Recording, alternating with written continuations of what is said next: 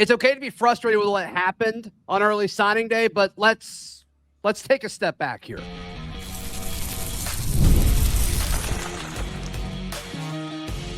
You are Locked On Auburn, your daily podcast on the Auburn Tigers. Part of the Locked On Podcast Network, your team every day.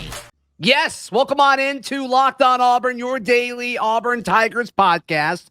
I'm your host, Zac Blackerby, and thank you so much for making Locked On Auburn your first listen every single day. We're dapping it up with the Darrell Dapprich, Montgomery radio legend on this post-early signing day edition of the show. I think Auburn's portal needs changed based off of what happened yesterday. We'll jump into that, as well as focus on the good that happened yesterday. But Darrell, everybody wants to focus on the bad as far as what happened yesterday, and Auburn missed out on several guys that we thought Auburn had a shot for. Naeem Offord was probably the biggest one. Maybe Kromah was after that, but a lot of people felt good about what was happening with all of these races, and they changed at the last second. And we'll talk about, what specifically happened there, and is that an issue moving forward? But taking a step back, it's this weird dynamic of, sure, you didn't win any of these final battles that lasted until signing day, but on paper, when you look at rankings, this is Auburn's best class that they've ever had, with Justice Terry still pending later this week. And to me, that's what we need to focus on right now.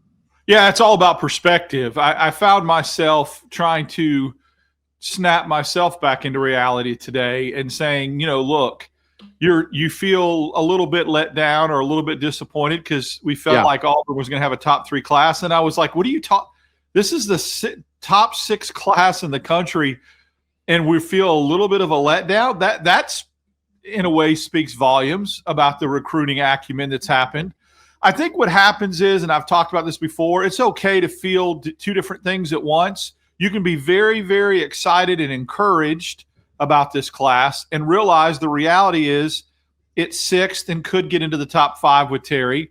And on the other side, feel a little bit blindsided or let down because you really, really psyched yourself into thinking this was going to be a top 3 class based upon not wild guesses, not pie in the sky, some really good intel and some really good organizations and sites crystal balling Kromah and Offord to Auburn. So when you feel really good about that, even as of last night, and it just doesn't come to fruition, then that's why there's a little bit of, it's unfortunate. It's unfortunate that it has to kind of go that way, because any other situation, if Offord and Kromah were never even talked about going to Auburn, people are doing cartwheels and backflips over this class. Yeah, the timing and the perception of it is all of this. Like, what if Deuce wasn't committed? Like, it was still kind of up in the air. Like, I wasn't concerned about it, but a lot of people were about him going to Ole Miss. And it's like, well, you hold on to him. Jared Smith was somewhat up in the air. We weren't worried about it, but a lot of people were. And you hold on to those 2 guys. I mean, how many times have we questioned Malik Autry? You hold on to him. I mean, there were several guys like that. Donovan Starr, I actually thought we lost Donovan Starr to Vanderbilt. And then an hour later, I see the graphic come in for Auburn. I had checked out. I'm like, oh, we lost him. I'm on a walk. I get a notification via X because Auburn football posted. I got their notifications turned on. And I'm like, oh, what is it? Oh, we held on to Donovan Starr. So to me, the timing of it is it's a little tricky with how you look at it. Like, you can be frustrated that you missed out on some of these guys. I was so excited to get to cover Naeem Offord. Just, I love defensive backs. That guy is special. That guy is a special, special player. Ousmane Kromah, full disclosure, you and I have recorded or pre-recorded just because we thought he was going to pop multiple times. We've recorded shows about Ousmane Kromah several times throughout the last 6-7 months or so. Yeah. Because we think he's going to be a special player. It's a little weird he went to FSU and not Georgia. Little strange. Doesn't quite add up. It doesn't matter. But you just look at this, the group that they signed on the defensive side of the football. I'm so excited about these offensive linemen that stuck around and are going to be a big part of the future of Auburn's program. There's so much to be excited about, but the perception, I don't blame people for feeling the way that they did yesterday, but now that yesterday's behind us, let's look at what Auburn accomplished, because it's a big freaking deal and it's historic when you talk about what this class means for Auburn football. It absolutely is historic. I mean, again, it's the highest rated class in Auburn history, and people are seeming you can't say that enough, Darrell. And it just gets like glossed over. And why? Well, because you gave somebody an appetizer and they wanted the filet mignon. They saw it there on the plate. That's the problem, is that you kind of got spoiled because all these players started rolling in. And honestly, other than Dice and Marshall, Auburn's class was the class that they had after Big Cat Weekend. And then when Deuce came on, and I mean, it really was not that many surprises. I think you make a great point about Donovan Starr. There's an example of a week ago, everybody was crystal balling him to Alabama. Everybody. Their mods, all these people, national recruiting experts. Then you hear 2 nights ago, oh, he's going to Vanderbilt, like you said, and waiting on to see what Offord does, kind of. It was kind of the narrative there. It's good to keep him in the class. That was a good no question. And especially when you thought he was gone. One flip, and that was Darian Smith, from Tennessee, but everybody which doesn't really feel like a flip. I mean, he's been like an Auburn lock for so long, it seems like. I don't, unless Terry pops on Friday, I think that's when he's committing and signing. There hasn't been really any surprises, good or bad, in this Auburn class. There's always typically a surprise commit or surprise flip, and Auburn doesn't have one yet that's out of the blue that was not expected. A surprise that's positive for Auburn? Yes. Because, I mean, I was surprised yesterday in a bad way. Right. But again, you were surprised about people that weren't in the class already. There's a difference. You see what I'm saying? I'm talking about kids that were committed to Auburn. Yeah, that's true. That got to the table and said and flipped, or kids that weren't committed to Auburn, were committed somewhere else, and on signing day they flipped, and it was pretty much a surprise. Darian Smith was not a surprise. So that's kind of what I'm talking about. And yeah, I was surprised. I fully expected, and that's why I keep having to check myself and say, quit being spoiled. This is the best class. and you're going, yeah, but it could have been third. And we had convinced ourselves already. We had told ourselves and had some pretty good tea leaves read. But that goes to show you lesson learned in recruiting in this day and age. Well, and I want to touch on more of that in a second. Yeah. But yeah, just the perspective of like, I just got, as we're recording this, I just got done doing the live over at the barn with Kyle and Taylor. And one of the things Kyle said, when you look at the top 20 teams in recruiting, the top 20 classes, Auburn's the only one with a losing record. That's pretty amazing. It is. And Auburn was able to accomplish this. Now, I don't know if I was talking to you about this or if it was early in the week with Kyle, Charlie 5, but like this is the last week. This is the last year where you can do that. Like you can't have a losing record again. And one, like I think it all kind of falls apart if you have one more season with a losing record, but you can't sell proof of concept anymore. You've got to do it. Or you can't sell the vision anymore. Yeah. You've got to go out and do it. When the vision doesn't come into focus or doesn't come into fruition after 3 years, by year stop 3, selling it. You can't sell it. It's an empty promise. And so it's like, can these guys do it?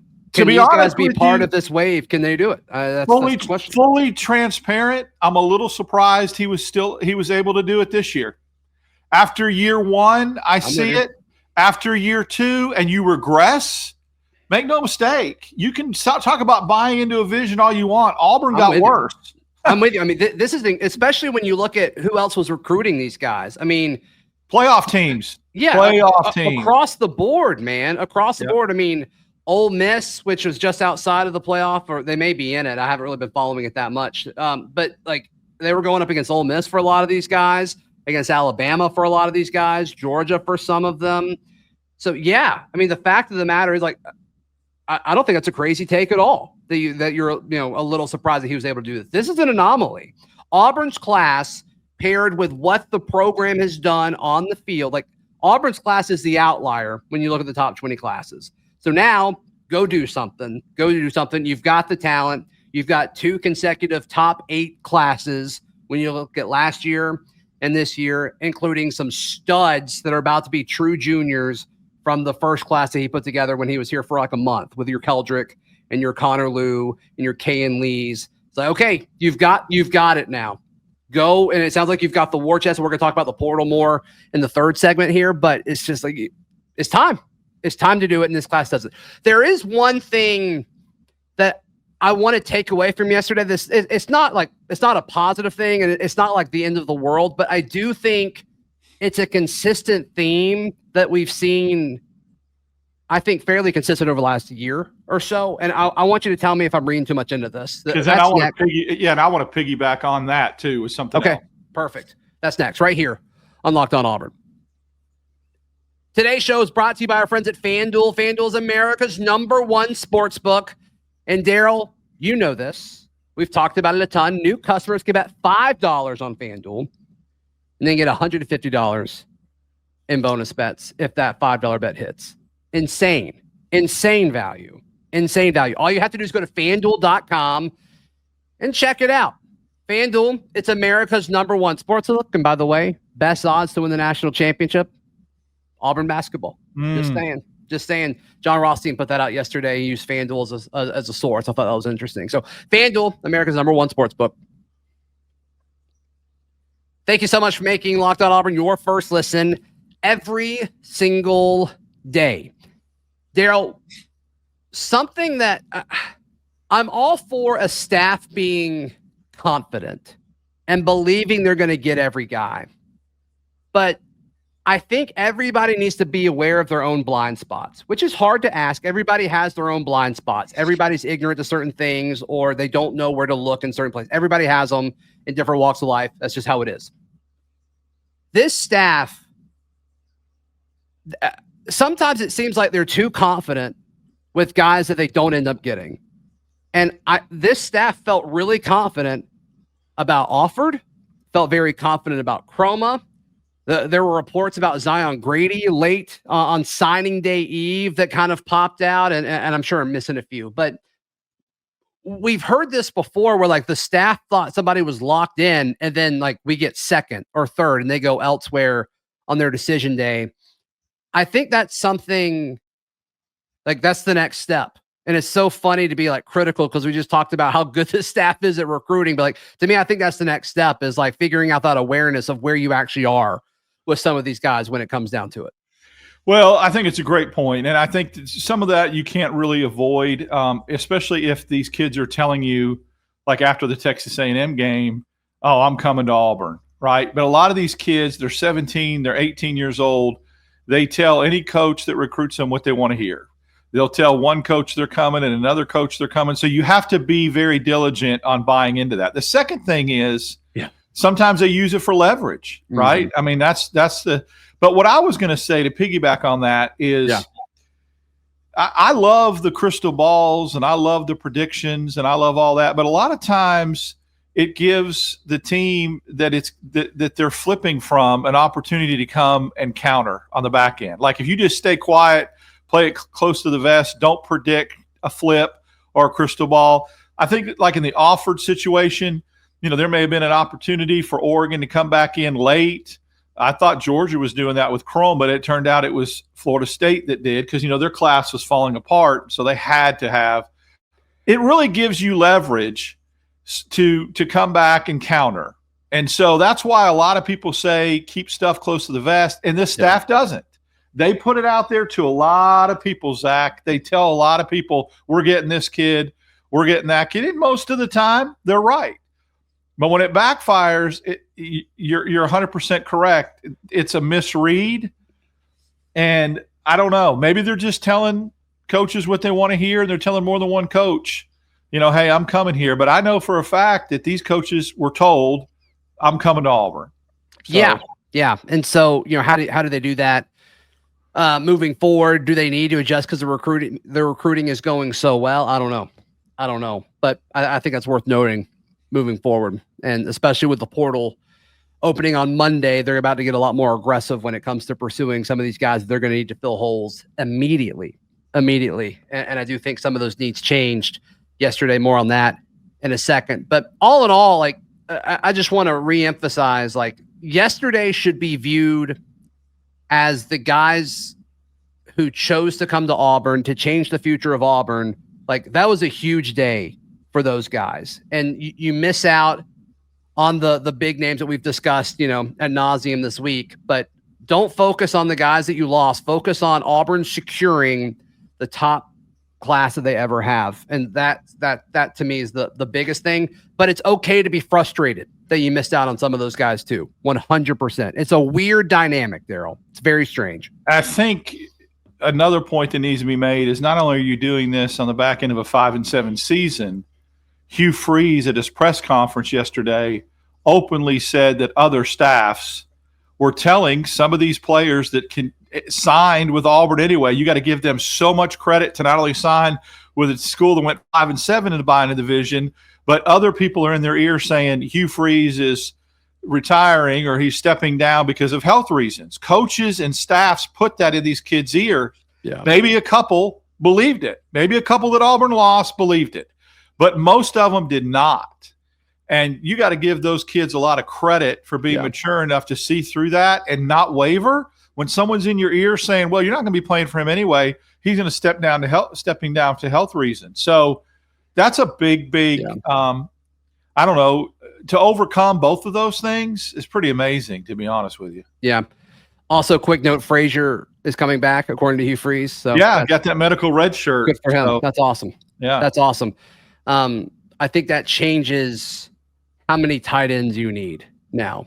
I like him as a receiving tight end too. I think when he got thrown to that big size, he took advantage and had. Yeah, it was a small sample size, but he always just kind of did the job. It wasn't anything flashy, but it's kind of what you need from a guy like that. So, does that change how many tight ends you get in the portal? Like, I think so, and I also like it because it gives you now a year to where like you don't necessarily need Hollis or Ryan, the two freshman tight ends that you signed yesterday. Let them work in the system, and then boom, there you go. So I think that's going to be a good thing. I think it's going to be a good thing in more ways than one. Auburn's portal needs changed yesterday, and there's one position that I wouldn't have said was a need going into early signing day, and now absolutely is, and you've got to go get one in the portal. Let's see if you agree, Darrell. That's coming up right here on Locked On Auburn. Today's show is brought to you by our friends at Alumni Hall. Alumni Hall is the best place to buy all of your Auburn swag. They've got 3 great physical locations, Darrell, in Auburn, Opelika, and Huntsville. Look, some people on your Christmas list are tougher to buy for than others. But if they're an Auburn fan, just go into Alumni Hall or go to alumnihall.com and you will find something for said person on your Christmas list. Or get them a gift card. You can do the email gift card where you email it to them. They open it up. They've got the scan code on there, and they shop online. So it's very, very convenient. And I've done that for gifts in the last year or so. Love Alumni Hall. Love them. Great place to get your Auburn swag. No question. 3 physical locations in Auburn, Opelika, and Huntsville, or online at alumnihall.com. Thank you so much for making Locked On Auburn your first listen every single day. The everydayers know we're talking portal pretty much every day moving forward from here on out. And hey, if you missed the Auburn basketball versus Duke recap, we're recording this right before. It's full transparency. Go check it out. It is live either on YouTube or it's the show before this on the audio feed, depending on how you're consuming this show. I think Auburn needs to add a corner via the portal now. I think there were some assumptions of, okay, Naeem Offord is good enough to play day one. You don't get Naeem Offord anymore. And I think there are some questions on, like, hopefully Tyler Scott and Champ Anthony's injuries are fine. They recover and they're ready to hit the offseason hard and pick up where they left off, especially Champ Anthony. He was exceptional before that injury, but that injury looked pretty brutal. And I just don't know how much you can trust that.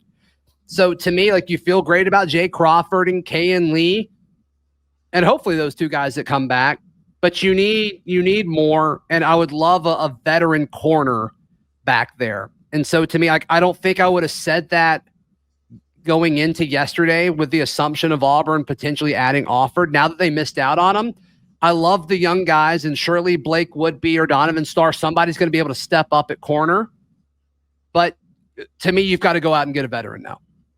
Absolutely. I totally agree. I didn't feel like it was a pressing need if Auburn got Offord. I felt like he could step right on the field and play right away. So you could use that slot and perhaps that money and allocate it somewhere in the portal. But now you've got to go get one. Yeah. And, I mean, you can go get one that's a starting boundary corner or a starting slot guy, whatever, but you need to get one. And you pair that, or you put that with Lee and Crawford, and then, like you said, hopefully. But you can't guess. You can't expect. You don't know if Champ Anthony and Tyler Scott are going to come back at the level they need to be. You don't want to roll the dice on that. That's a pretty risky, proposition to go, okay, well, they'll be ready to go. I don't need to get – you don't know. It's an unknown. So I think that you're absolutely right. Go get one. They'll be there. There'll be plenty to come. Auburn's become kind of DBU here lately. A lot of guys going on. They got a great defensive backfield. So I think it'll be a draw to come to Auburn and play in the defensive backfield because of what they've done the last 5 years as far as putting guys in the league and what they have currently now. Yeah. Yeah. So that is one. We mentioned tight end just a second ago. Like, I don't think yesterday I would have said you need 2 tight ends. Now I'm okay with just one, but that doesn't have anything to do with the signing class. It has to do with Brandon Frazier coming back. So I think they'll go out and get a tight end via the portal. And so we'll see exactly what that looks like, but I think you just need one. I don't think you necessarily need 2. And then defensive tackle is interesting to me because you could say 2, 3, or 4, and I would agree with you on any of them because I feel good about these young guys, but I don't know how the staff feels about these young guys. And also, like, I think the market for defensive tackles in the portal last cycle was outrageous. It was absolutely outrageous with what some of these guys got. And I wonder if that market's going to stay the same or not. That'll be intriguing to see. Yeah, I actually think that corner has moved ahead of some of the position groups, if you need to go get a running back or defensive lineman at this point. But I agree. I mean, interior defensive linemen are important. And obviously Auburn's going to have to get a couple. Okay, so outside of quarterback, what's the most valuable position you think? Tackle. What's second? I would get a tackle. That would be second. So then you have corner third. I do. You know why? You are one injury away. One, and I'm not trying to put the hex on anybody, but if Lee or Crawford goes down, that the whole dynamic of that secondary changes. So, the other positions, if you lose one guy, I don't think is as dramatic as an effect as the defensive backfield. More than running back? One guy? If you got 4, one guy that you're rotating in anyway? Who do you think the 4 are? Well, let's just assume everyone stays right where they are, right? I don't think that's fair to assume, but right. Okay. Sure. Yeah, I mean, if you told me that Jeremiah and Damari both stay, I agree with you. If one of them leaves, then it becomes, to me, as equally important to get a running back as a corner. I think they're very comparable at that point. Yeah.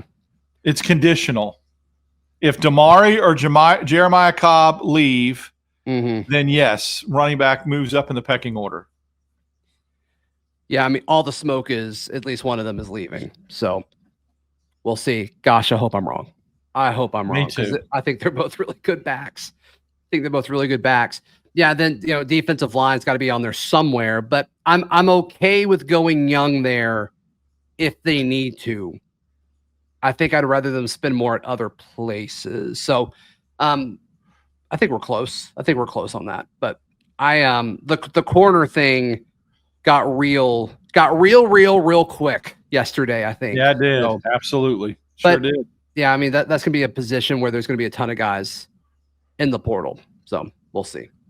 All right, Darrell, how can people check out everything you've got going on? Follow me on X, DAP6410. Still writing some articles in the barn, thebarnauburn.com. Little DAP recap action. Little DAP recap, and then Instagram, Darrell Dap. Yeah.